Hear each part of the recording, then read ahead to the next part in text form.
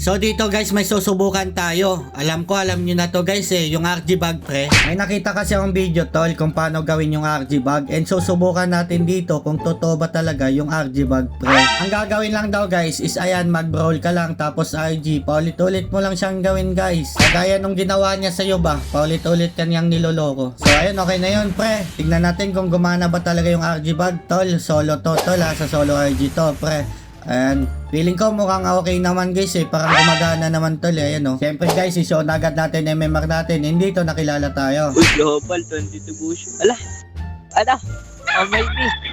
Ano yan? Content kahito yan, yun yung Killua.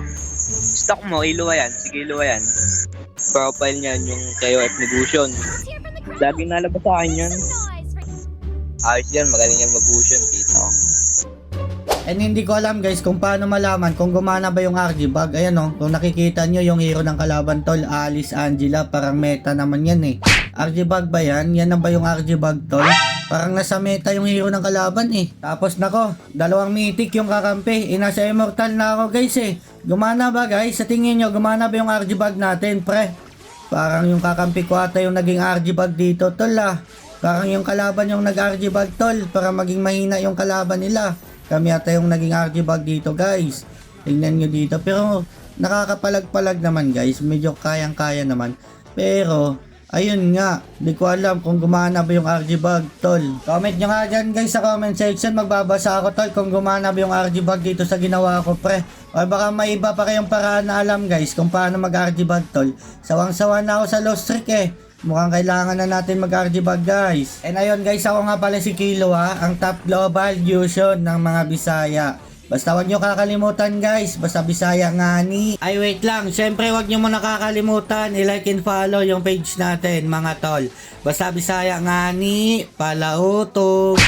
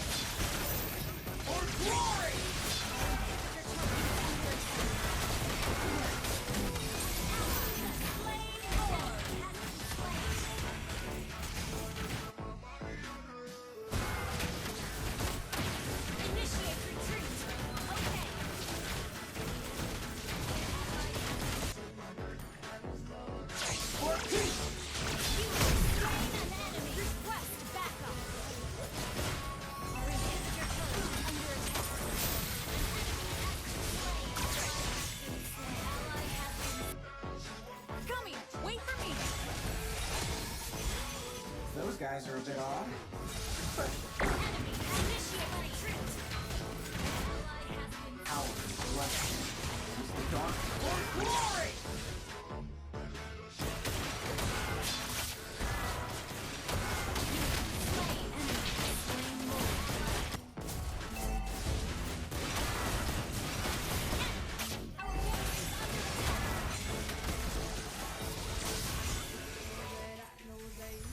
Gusto nyo ba makakuha ng emote ni Obito guys tapos border ng Naruto? Madali lang naman yung gagawin mo dito guys. Ayan o, maglaro ka lang araw-araw pre para makaipon ka ng mga kunay. And kapag naipon mo na nga yung mga kunay mo tol, pwede ka na mamili dito yung emote ba ni Obito o yung border ng Naruto. Ang pinili ko muna dito guys yung border ng Naruto, and kung gusto mo din pala na ito guys, gawin mo na para makuha mo na tong dalawa na to.